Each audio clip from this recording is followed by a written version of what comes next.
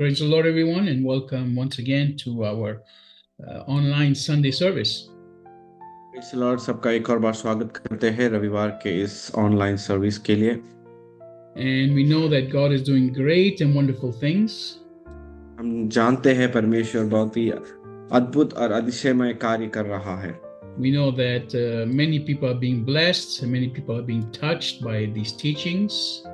और एक बात हमें पता है कि ये विषय से या फिर एक वचन से बहुत ही आशीषित पा रहे हैं और बहुतों को परमेश्वर छू रहा है। And we trust that you are also being blessed. और हम विश्वास करते हैं कि आप भी आशीष पा रहे हो या फिर परमेश्वर से उनका प्रसन्न आपके ऊपर स्पर्शन हो रहा है। We encourage you to go back the few weeks we have been teaching about King Saul so that you can get the full teaching in depth and understand why we are teaching these teachings. हम आपको प्रोत्साहित करेंगे कि आप कुछ सप्ताह पीछे जाइए और इस वचन को या फिर इस भाग को आप देखिए, शाऊल राजा के बारे में, उनके बुलावट के बारे में और हम क्या सिखा रहे हैं और कैसे परमेश्वर ने एक व्यक्ति को चुना और कैसे विद्यान हुआ। The main thing we want to make clear to people is that God is someone who is very serious. एक बात हम सभी लोगों को ये बताना चाहते हैं कि परमेश्वर वो बहुत ही एक गंभीर है। And he's someone that doesn't give us blessings lightly. और वो हमें आशीषें सिर्फ ऐसे ही नहीं देता। He is someone that actually, when he gives us a blessing, he requires us to be responsible with that blessing. वो चाहता है कि वो हमें आशीषें दे, तो हम उसके उत्तरदायित्व बने उस आशीषों का पालन करना और उसे संभालना। Every talent you have, every good ability you have is given to you by God himself.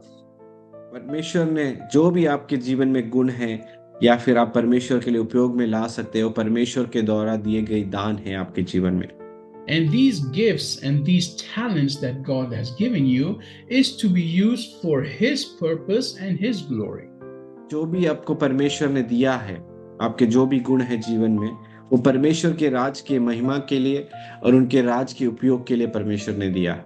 So you have to surrender your life and everything you can do to the feet of Jesus. इसके लिए अपने आप को और अपने जीवन के हर क्षेत्र को परमेश्वर के पैरों तले अपने आप को समर्पण करना है। And this way God will use those gifts for his purpose and you will see the results of your life. और उन दानों को परमेश्वर अपने नाम की महिमा के लिए हमारे जीवन के द्वारा उपयोग में लाते हुए हम देख सकेंगे। And you will see the purpose and the great plans God has for you once you surrender yourself completely with everything you are and everything you can do to Christ. जब हम अपने आप को समर्पण करेंगे और मसीह के तले हम अपने आप को दे देंगे, तब आप देखेंगे परमेश्वर की महिमा के लिए हमारे जीवन को, हमारे गुणों को, हमारे दानों को कैसे परमेश्वर उपयोग में लाता है। Now, this week in one of our Bible studies, we were praying about how to pray for people for their salvation. गए दिन हमारे बाइबल स्टडी में हम प्रार्थना कर रहे थे और हम याद कर रहे थे कैसे रक्षा प्राप्त करने के लिए हम प्रार्थना करेंगे। And one of the verses we use to pray for that is और a एक verse where, वाक्य is a verse where Jesus himself says that in order to set someone free, you have to first bind the strong man inside of them. और उस वाक्य को या फिर रक्षा के संबंध में जब हम बात कर रहे थे, परमेश्वर कहते हैं ऐसे एक वाक्य में, एक व्यक्ति को खुलासा करने के लिए उनके आंतरिक व्यक्ति को बांध कर रखना पड़ता है। In other words, before you can release someone completely, there is someone inside of them which is strong and is going to resist you coming and setting them free. एक व्यक्ति रक्षा प्राप्त करने के लिए उनके आंतरिक मनुष्य या फिर आत्मा को बंधन कर कर रखना पड़ता है ताकि हम या मैं एक व्यक्ति जैसे बाहर जन्म ले सकूं। Now, this person according to Christ is of course Satan. वचन के या फिर मसीह के अनुसार वो आंतरिक जो व्यक्ति या फिर आत्मा है वो शैतान है। In other words, Satan will not make it easy for you to go and release that soul from captivity. या फिर दूसरे शब्दों में हम कहें तो शैतान हमें आंतरिक मनुष्य को हमें छुटकारा या फिर स्वतंत्र प्राप्त करने नहीं देगा ताकि मनुष्य अपना जीवन पूर्ति में जी सके। So the way Christ explains it is like someone going into a house, binding the strong man and taking the goods that are in the house. वचन वचन ऐसा शीर्ष में कहता है कि एक बलवान जाकर एक घर में एक व्यक्ति को पकड़कर कब्जा कर लेता है और उस पर बल जताता है। And so the goods that are in the house is not only the soul that needs to be rescued. वो सामान जो उस घर में है वो सिर्फ आत्मा नहीं जिसकी रक्षा प्राप्ति करनी है, It is also the talents that God has given you. परमेश्वर ने हमें दिए हुए गुण को दानों को भी है। You see, all the talents you have, like I said before, are given to you by God. जैसे मैंने पहले कहा, जो भी हमारे दान और गुण हमारे जीवन में है वो परमेश्वर के दिए गए हुए दान है हमारे जीवन में। Now, because Satan has taken control of your life, he is using those goods for his purpose. और शैतान ने जब कब्जा किया है या पर हम पर हक जताते हैं, वो उसके गुण के लिए, उसकी महिमा के लिए वो गुण में उपयोग में लाते हैं। For example, now Sister Kashyap sang for us for the Lord. जैसे अभी बहन कश्यप ने परमेश्वर की महिमा के लिए गीत गाया। She has a voice that she can sing. उनको एक आवाज या फिर सुर दिया है परमेश्वर ने जो परमेश्वर के लिए गा सकती है। Now, before she was in the Lord, that voice was used for the purpose of Satan. लेकिन परमेश्वर में मसीह में आने से पहले वो शैतान के लिए वो गाना अपने सुर को उपयोग में लाती थी। That's what most people do. If you notice, most of the songs that people sing nowadays in the world that are not of God are completely wrong songs, sexual, and the wrong mindset. और सब अभी जो दुनिया के लोग गीत गाते हैं और शैतान के लिए, उसको प्रसन्नित करने के लिए और जरिक तरीके के गीतों को गाया जाते हैं। Now, you will notice that also, like I've noticed in the Hindi movies, how they used to be simple and they used to be clean movies. Now they are very dirty, very violent, and full of sex. हर चीज पहले अब सदी में देखा जाए तो सरल गीतों को गाते थे, अर्थमय गीतों को गाते थे, लेकिन अब आधुनिक समय में आया तो वो हर चीज शारीरिक या फिर गंदगी भरी हुई और गंद से भरी हुई और गलत चीजों को महिमा डालकर गाते हैं। I miss the old Hindi movies when I was a kid. मैं जब बच्चा था या फिर मेरे बचपन में पुराने हिंदी गीतों को मैं मिस करता हूँ अभी। And I know that many of those actors who have now passed away, the good actors, many of them would not have acted and done the dirty and, you know, just sexually wrong things that the modern actors are doing. पुराने समय के जो भी अभिनेता थे वो जब वो जीवित रहते थे तो आज के कम तुलना में कर देखो तो उन्हें वो पसंद नहीं आएगा क्योंकि गंदगी भरी है और शारीरिक और लौकिक चीजों से भरी हुई फिल्में बनाते हैं आजकल। In the old times, the heroines, you know, they were praised, they were beautiful, and they acted very well. पुराने समय में अभिनेत्रियां या फिर एक्ट्रेसेस उनके अच्छे अभिनेता होते थे और उनकी गुणों को या फिर उनके अभिनयों को उनको प्रशंसा की जाती थी। Now the modern actresses mostly they are just there for their body. अभी की आधुनिक अभिनेता अभिनेत्रियां उनके शारीरिक दिखावे के लिए अभिनय करने के लिए उनको जाना जाता है। So we are seeing that these talents are being misused by Satan, and this is what we have to rescue. हम देखते हैं कि ऐसे गुणों को या फिर अपने दानों को गलत चीजों में उपयोग लाने के लिए शैतान कोशिश करता है। Now, King Saul was someone also that God chose and put talents inside of him. Saul राजा भी ऐसे एक व्यक्ति थे जिनको परमेश्वर ने चुना और उनको कृपा और आशीष और दानों से परमेश्वर ने भर दिया। Not only gifts to be a king, but he also anointed him with the Holy Spirit to do things that he could never do before. सिर्फ दानों से नहीं भरा कि राजा बन जाए, ना कि उनको अभिषेक किया ताकि वो परमेश्वर की महिमा के लिए उपयोग में आए। And as we have seen in the past few weeks, we have noticed that because of his wrong character, because of his insecurities, he started making mistake after mistake. उनके गलत व्यक्तित्व की वजह से, सोच के वजह से, स्वभाव के वजह से गलतियों पर गलतियां करते गए वो। Now please go back and listen to these sermons. कृपया करके आप पिछले सप्ताह के या फिर इसके शुरुआत से लेके जो भी सरमन थे उसको ध्यान दीजिए, सुनिए, because we go into very deep things about a personal character of a person and how you can avoid making the same mistakes that King Saul did. आमीन। क्योंकि हम अभी गहराई में जा रहे हैं एक व्यक्ति के जीवन में, कैसे वो विनाश में जाते हैं, कैसे परमेश्वर ने उनको चुना लेकिन गलतियों की वजह से कैसे पाप में पड़कर दलदल में फंस जाते हैं। And last week and the past couple of weeks, we focused on 1 Samuel chapter 15. गए सप्ते और उसके पिछले सप्ताह में पहले शमूएल 15 अध्याय में हमने ध्यान बटाया अपना, And we saw how the greatest mistake, one of the greatest things wrong that King Saul did was that he started using his own brain and adding it to God's plan.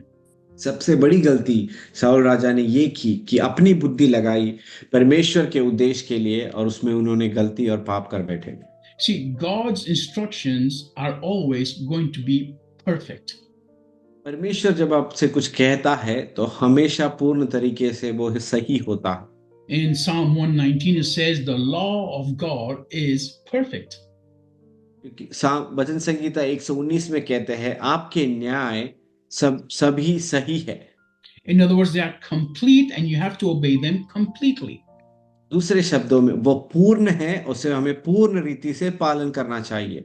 So whenever you are reading God's word, don't take away from it or add to it. क्योंकि जो भी परमेश्वर का वचन है या फिर वाक्य है, अपने हृदय की इच्छा के लिए उसे ले लीजिए और ना कि उसे उपयोग में लाइए। King Saul received the word of God from the prophet Samuel.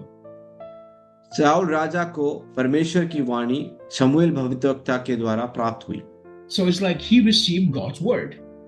जैसे उन्होंने परमेश्वर की वाणी को प्राप्त किया, Like you and I have received God's word.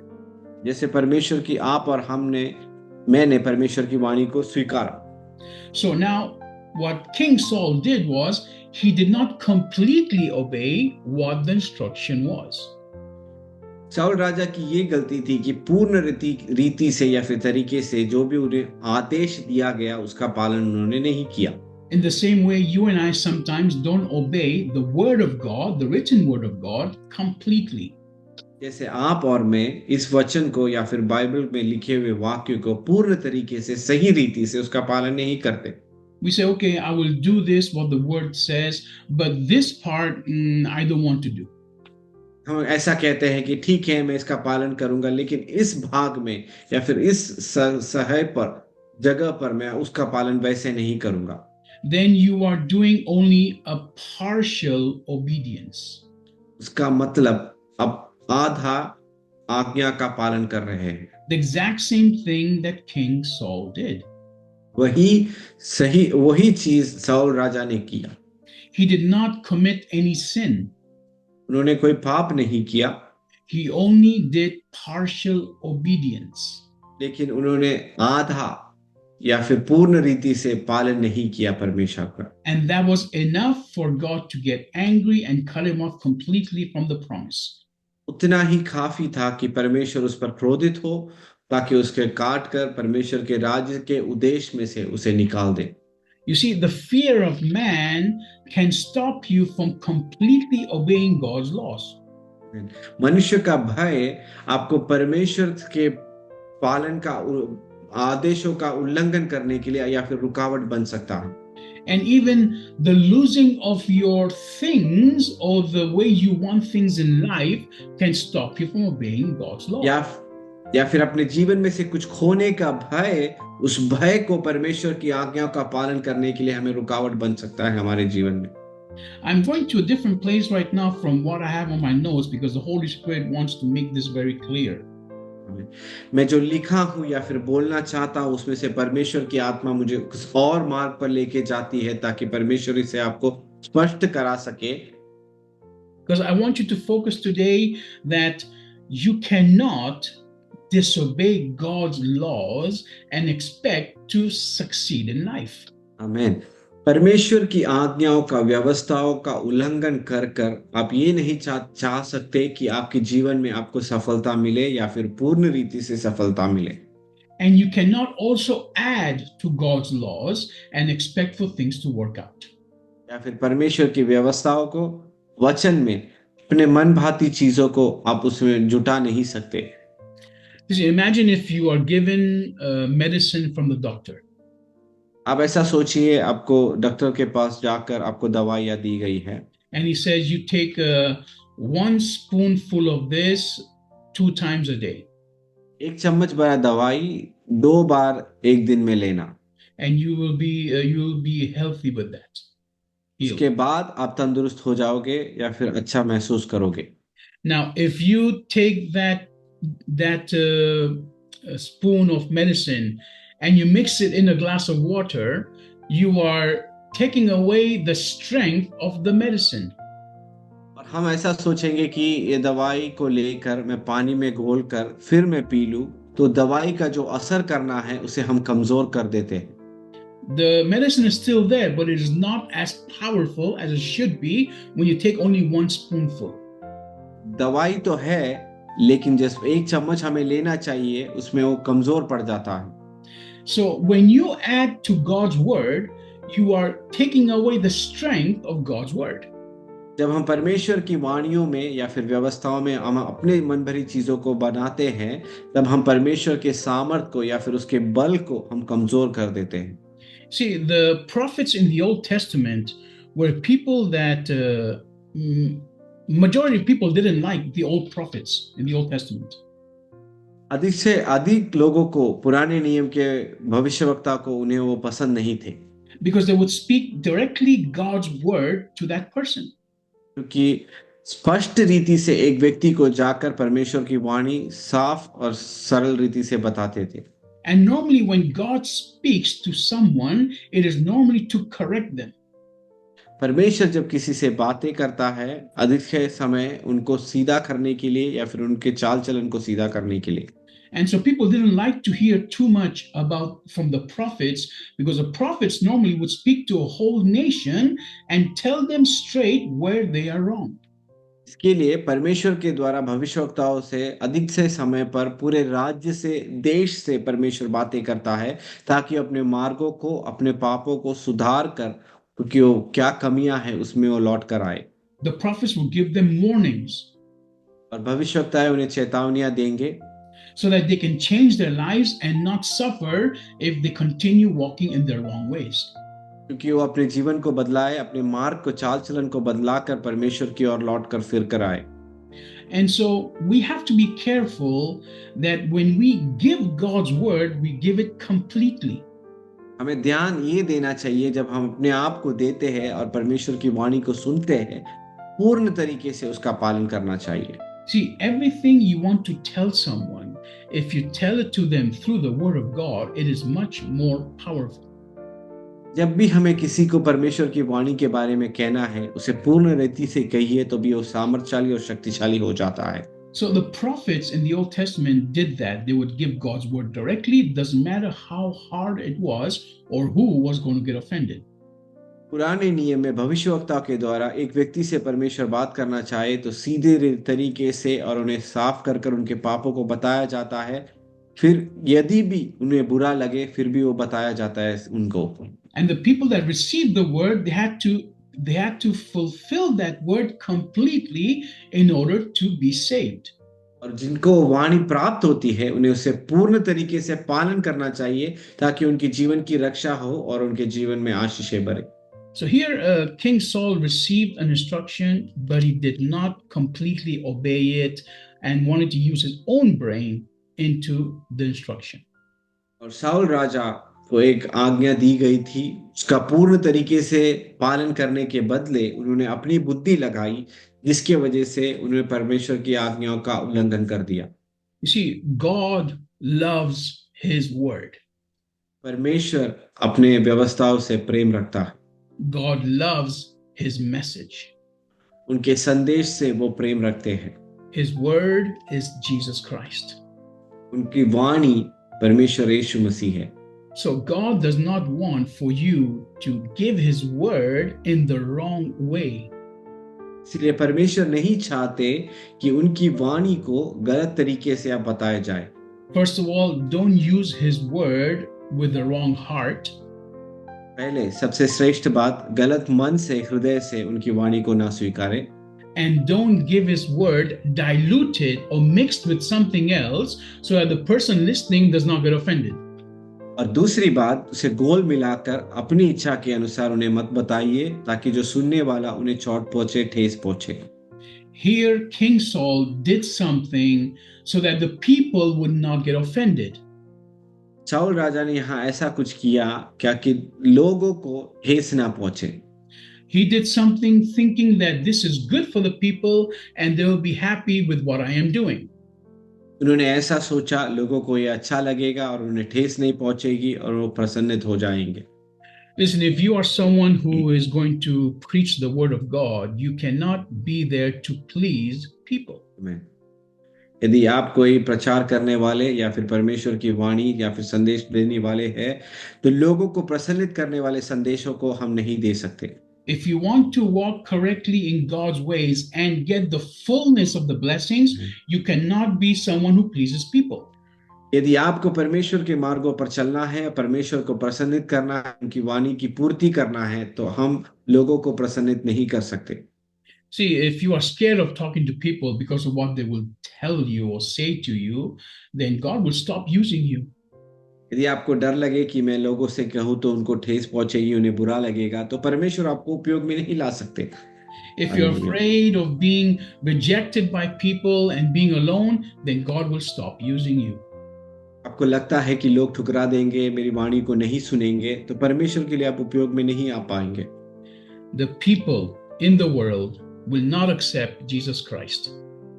इस दुनिया के लोग परमेश्वर यीशु मसीह को नहीं स्वीकारेंगे। This is something Christ himself tells us.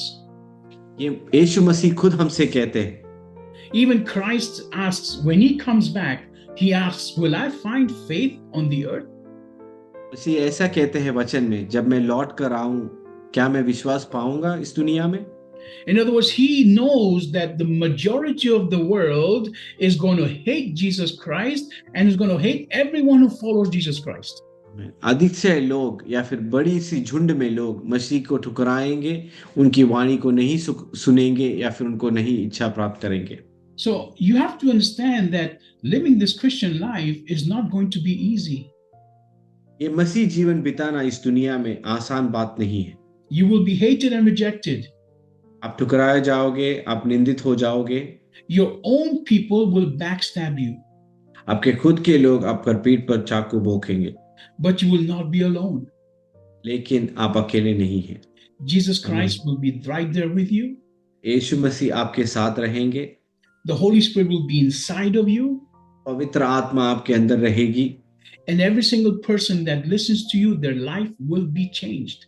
और हर एक व्यक्ति जो आपको आपके वाणी के द्वारा सुनते हैं, परमेश्वर के द्वारा उनके जीवन में विद्यान आएगा।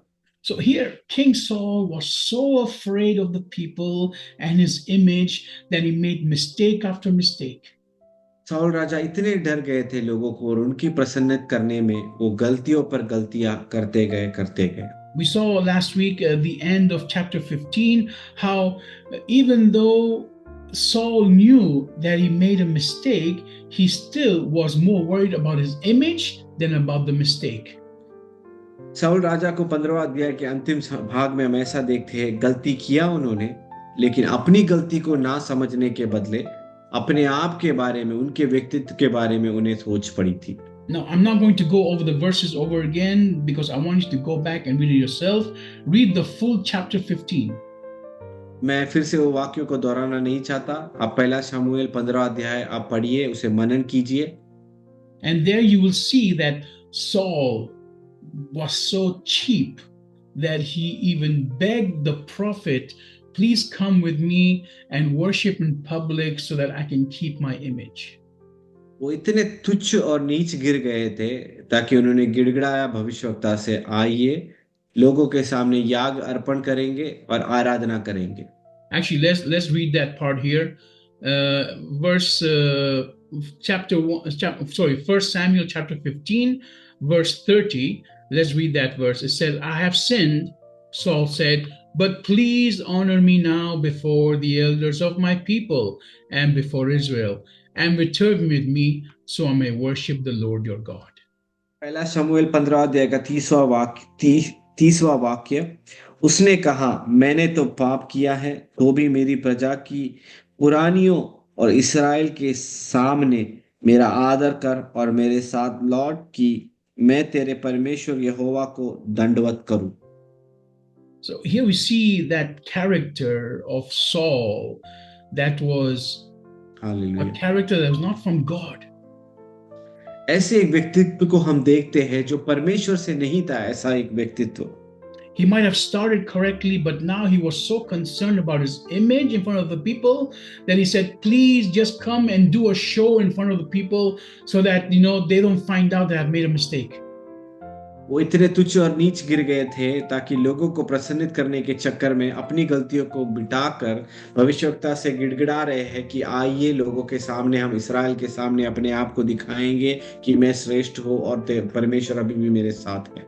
See, I believe that if he would have publicly, he would have confessed his sin and admitted that he had made a mistake, I think God probably would have shown mercy. लोगों के सामने अपनी गलतियों को समझ कर मुझे ऐसा लगता है यदि अपनी गलतियां मान लेते थे सरेआम तो परमेश्वर उन्हें माफ कर देते थे शायद। But I think that God already knew that this man's heart was already corrupted. और लेकिन परमेश्वर हृदयों को जानने वाले, उन्होंने समझ लिया था कि इनका हृदय मेला पड़ चुका है, अभी ये नहीं सुधरने वाला। Now, I don't want to go on to what I had written down because later on we see how this man became jealous. और आगे मैं पढ़ना नहीं चाहता, लेकिन हम जब देखते हैं इनको घृणा आने लगी या फिर उनको जेलसी हुआ उनसे। And that loss of character of God in his life opened up doors for demonic activity in his life. और उनके जीवन में पवित्र आत्मा खोने की वजह से और परमेश्वर का भय ना होने की वजह से दुष्ट शैतानिक शक्तियों का कार्य करने लगे और उसके लिए एक द्वार खुला उनके सामने। Not only did he open doors for the satanic activity, but he ended up going to mediums to inquire about the future instead of going to God like he used to.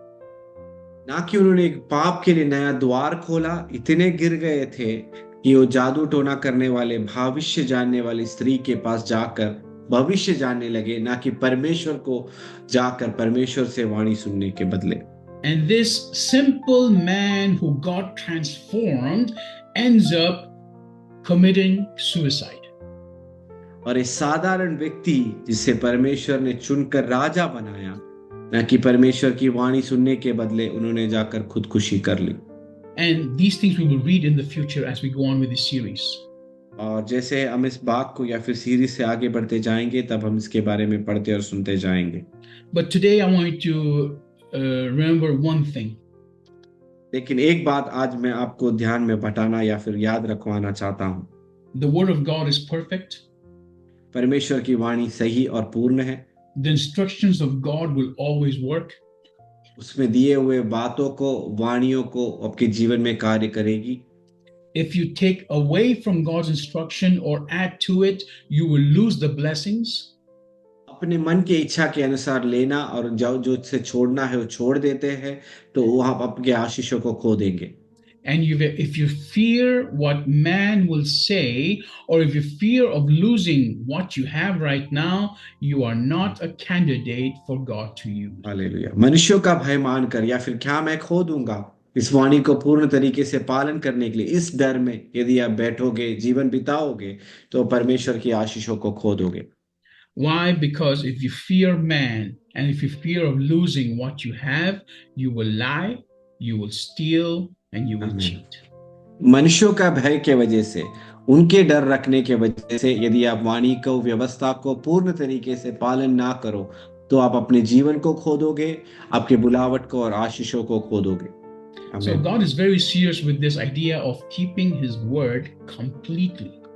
इसके लिए परमेश्वर की वाणियों का पूर्ण तरीके से पालन करना परमेश्वर के लिए बहुत गंभीर है।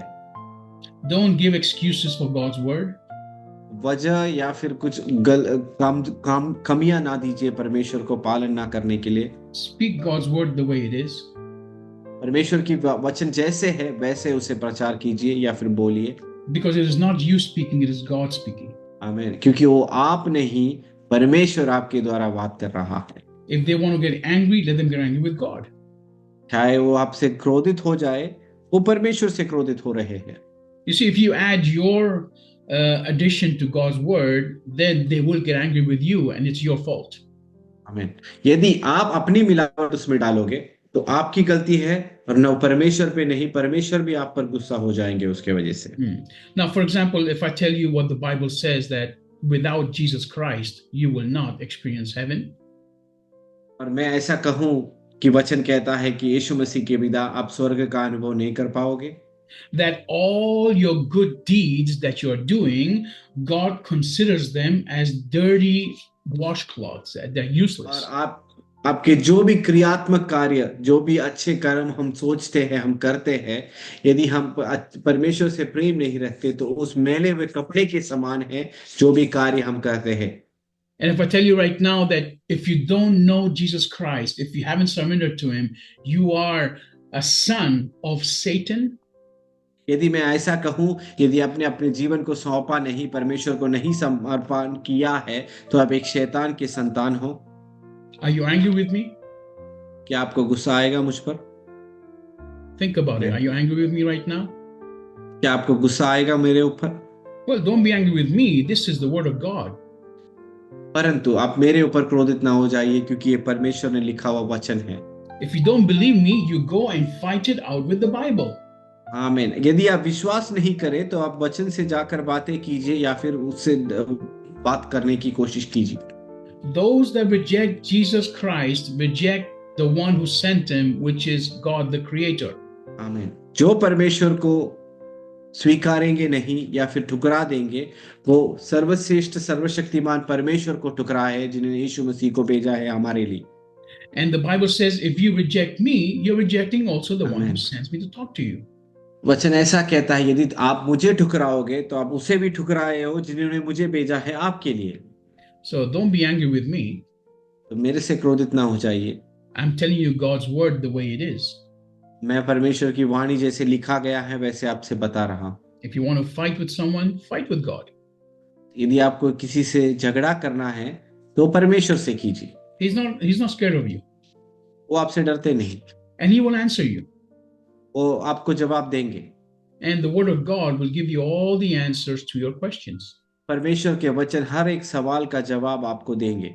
And this is the best way for us to use God's word. और ये अच्छा और श्रेष्ठ मार्ग है जैसे परमेश्वर के वचन को जानना। I cannot explain to you more than what God is saying. मैं आपको जितना परमेश्वर कहे उससे अधिक ज्यादा मैं बढ़ाकर आपको नहीं कह सकता। I can maybe give it to you in more simple words so you understand it, but I cannot add to it. सरल करवाकर सरल शब्दों में आपको कह सकता हूं, लेकिन मैं अपने मन भरी बातों को उसमें जुटा नहीं सकता। Because God's law is perfect. क्योंकि परमेश्वर की व्यवस्था सही और पूर्ण है। Because God's word will save us. क्योंकि परमेश्वर की वाणी हमें रक्षा प्राप्त करवाएगी। So I hope today you understood the seriousness of completely obeying the instruction of God. आपको मैं विश्वास करता हूं, आशा रखता हूं कि आपको समझ में आया कितना गंभीर है परमेश्वर के वचन को पालन करना और पूर्ण रीति से, सही रीति से पालन करना। The instruction might be directly from God's word. वाणी परमेश्वर के वचन से आपको सीधे आपको मिलती, प्राप्त करती होगी। Or that instruction might be from me or from another pastor who is looking over you. शायद वो मेरे से होगा या दूसरे पास्टरवान से होगा जिस कलीसिया में आप विश्वासी बनकर रह रहे हो या फिर आप मिल रहे हो। If you keep it, you will see your blessings right away. यदि आप उसे रखोगे तो आप परमेश्वर की वाणी को वही तरीके से देखोगे। If you don't keep it and you keep it only halfway, then you are pushing away the plan of God for your life. यदि आप पूर्ण तरीके से उसे नहीं रखोगे, अर्ध उसका पालन करोगे, तो परमेश्वर की वाणी को, आशीषों को अपने आप से दूर कर रहे। I'm telling you from my personal experience as well. मैं अपने व्यक्तिगत जीवन में, अपने अनुभव से, मैं आपको गवाही से भी ये कह रहा हूँ। So I advise you today, don't obey just what you understand or what you think is right. Obey completely. मेरा एक सीख है आपसे, उस इतना ही पालन ना कीजिए जो आपको सही लगे या फिर आपको अच्छा लगे, ना कि आप उसका पूर्ण तरीके से, पूरे हृदय से और मन से पालन कीजिए। And don't stop obeying because of fear of man. और मनुष्य का डर रखने की वजह से आज्ञाओं का पालन करना, उल्लंघन करना बंद कीजिए। Because the word of God says, greater is he that is in you than is in the world. आमीन। क्योंकि वचन कहता है श्रेष्ठ है जो वो आपके अंदर है, ना कि इस दुनिया में जो है। What's the worst thing that can happen to you? सबसे क्या आपके जीवन में गलत हो सकता है? You lose your life? Is that the worst thing that can happen to you? इतना गंभीर ये हो सकता है कि आप अपना जीवन शायद खो दोगे। Are you scared of losing your life अपने जीवन को खोने से आप डरते हो? for doing the right thing, सही चीज करने के लिए, for loving God, परमेश्वर का प्रेम रखने के लिए, for loving those who hate you? क्योंकि उनसे प्रेम करने के लिए जो आपकी निंदा करते हैं या फिर आपसे वैर रखते हैं। Don't be scared of you losing your life. अपने जीवन को खोने के लिए ना डरिए। Be आमीन। scared of losing your soul. अपनी आत्मा को खोने के विषय में डरिए। Praise the Lord. Bless you with this today. परमेश्वर आपको इस वचनों से आशीष कीजिए And करे। if you have any questions, please do contact us. कृपया करके यदि आपको कोई सवाल है तो हमें हमारे साथ संबंध में आइए। And if you have walked away from God's instruction in your life, go back. यदि आप परमेश्वर से दूर हो, लौट कर आइए। Repent and just start over again. पश्चाताप कीजिए, फिर से नया शुरुआत कीजिए। He's आमीन। waiting there for you. वो आपकी बाट जोत रहे हैं। It's never too late until it is actually late. वो कभी देर नहीं, ना कि वो देर हो जाए। And the late will be when you're dead. और वो इतना देर हो जाएगा कि हमारी मृत्यु हो जाएगी। So Hallelujah. today, God bless you with this word, and I pray that it encourages you. परमेश्वर आपको इस वचनों से आशीष कीजिए और मेरी आशा है कि आपको उसे और उत्तेजना दे आपके जीवन में। And I hope that this word today will put the fear of God inside your heart. और इस वाक्य को, परमेश्वर का भय आपके हृदय में परमेश्वर डाल पाए। Because when you fear God more than fearing man, you will become wise. आमीन। जब आप परमेश्वर का भय मानोगे, ना कि जब लोगों से डरोगे, परमेश्वर का भय आपको बुद्धिमान बनाएगा। And everything will change in your life. और हर एक चीज आपके जीवन में बदलेगा। God bless you. परमेश्वर आपको आशीष करे।